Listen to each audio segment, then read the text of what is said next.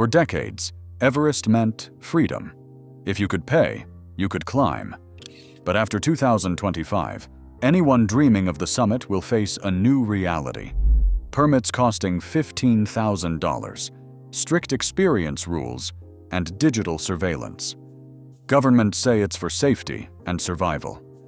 What happens to the world's tallest mountain when reaching its peak becomes an exclusive, regulated ordeal? The answer will redefine Everest forever. Climbing Everest from Nepal now begins long before the trek to base camp. Every applicant faces a rigorous checklist, starting with proof of experience, a certified summit of a 7,000-meter peak, verified by official records and digital databases cross-checked by the Department of Tourism. No certificate, no permit. The fee for a single Everest climb stands at $15,000, a jump designed to thin the crowd and fund environmental protection. On top of that, climbers must provide independent medical fitness certificates and show evidence of robust insurance, at least NPR 5 million in life coverage, and a separate policy for evacuation and repatriation. Solo attempts are over. Every climber is now required to hire a licensed Nepali guide with liaison officers assigned to each expedition, monitoring compliance from paperwork to summit. The permit window itself has shrunk, valid for just 55 days per season, compressing the rush and raising the stakes for those who qualify. The Ministry of Tourism's official line is clear: safety and sustainability for the mountain. Enforcement relies on a patchwork of digital records, summit photos, and GPS tracks. Liaison officers audit teams both at base camp and on the route, looking for forgeries or unlicensed guides. In the first season alone, more than 20 permits were rejected for insufficient experience, and several expeditions lost their deposits for failing to meet waste return requirements. The new system leaves little room for error or evasion.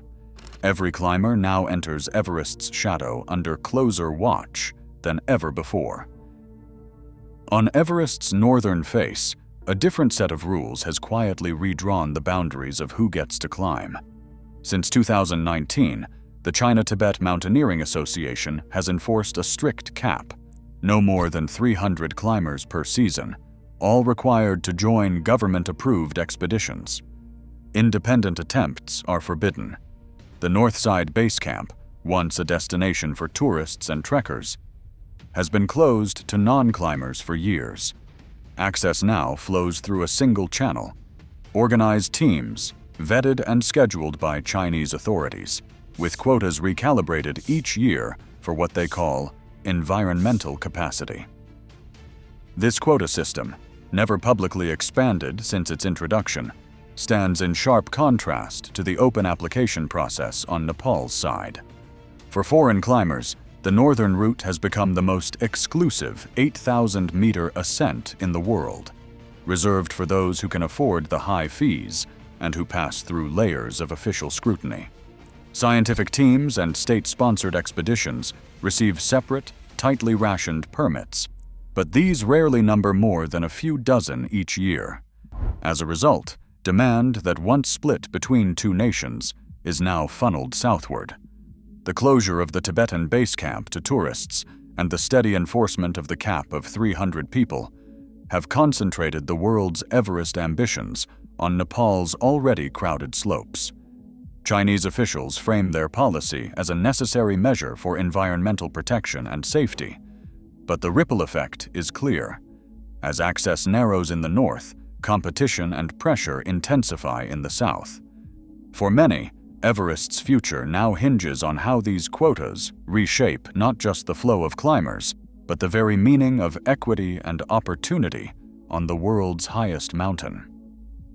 At nearly 8,000 meters, the South Col Glacier once preserved a record of Himalayan climate stretching back 2 millennia. That archive is vanishing, and it is happening at a speed that has stunned even seasoned scientists. In 2022, a University of Maine glaciology team extracted a core sample from the South Cornell Laboratory analysis revealed a startling fact. More than 2,000 years of accumulated ice had disappeared in less than 25 years. The ablation rate, how quickly the glacier loses mass, has spiked to levels never before recorded on Everest. Satellite imagery confirms the trend, showing a dramatic thinning of the glacier's surface and a retreat of its edges year after year. Where climbers once crossed solid blue ice, exposed rock and widening crevasses now force route planners to reconsider every step above Camp 4. On camera, a lead glaciologist holds a segment of the South Col core and points to compressed layers that once marked centuries of snowfall.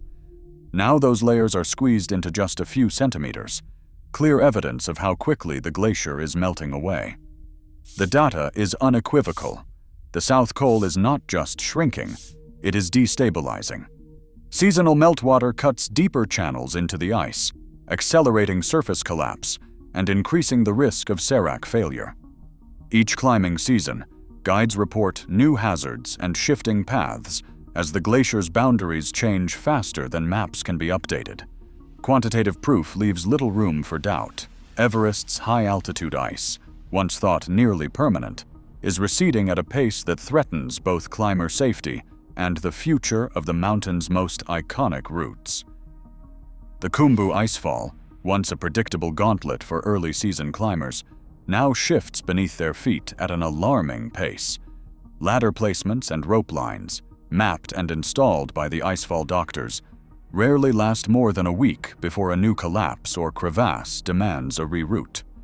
In 2024, the route through the Icefall was delayed by 2 weeks, as insufficient winter snowfall and record spring temperatures destabilized the seracs, towering blocks of ice that loom over every step. Guides recorded 3 major route changes before the end of May, each one requiring new ladders and longer detours around gaping crevasses.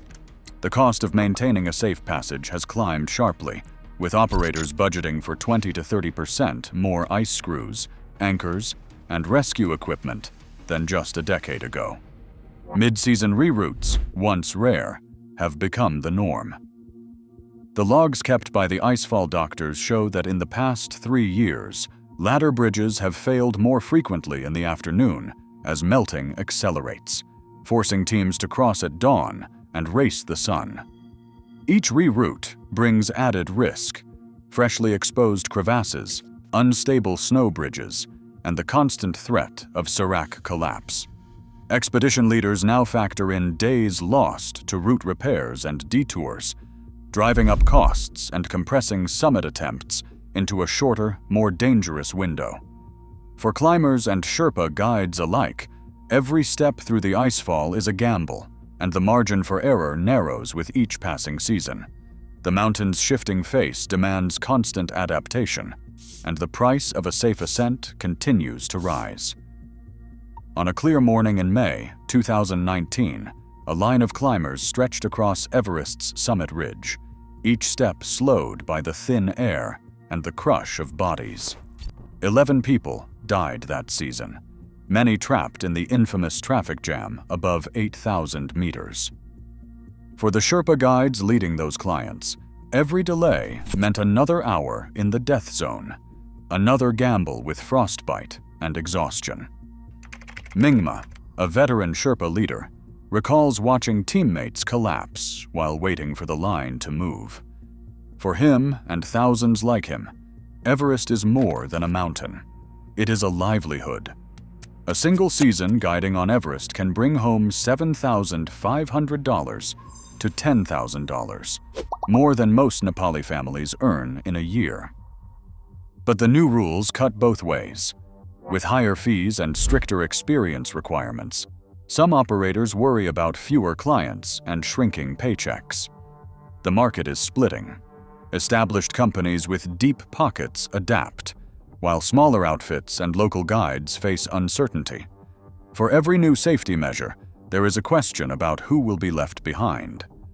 The future of Everest is now tied as much to economics as to altitude. Every climber now clips on a government-issued GPS tracker before stepping onto the Khumbu Glacier.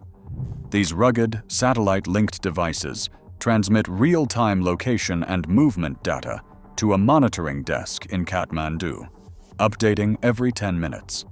The system, supplied by a certified local vendor, is designed to spot bottlenecks, coordinate rescues, and verify summit claims.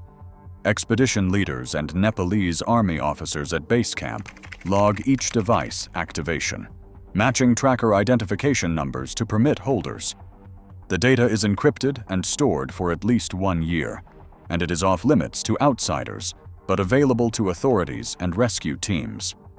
Privacy advocates have raised concerns, but for now, opting out means losing your permit and possibly facing a permanent ban. Waste control is just as strict. Climbers pay a $4,000 deposit, refunded only if they return with at least 8 kilograms of trash and used gear. Each bag is weighed and logged by NGO coordinators and Army staff at the exit checkpoint. Since 2019, more than 10 tons of garbage have been hauled off the mountain.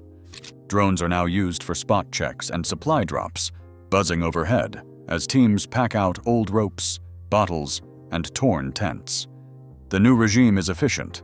Surveillance is enforced, but not everyone welcomes the monitoring or the paperwork that comes with it. Everest's transformation is already underway. Climbers in 2025 will face rules, surveillance, and a melting summit. But as access narrows and nature accelerates change, one fact remains.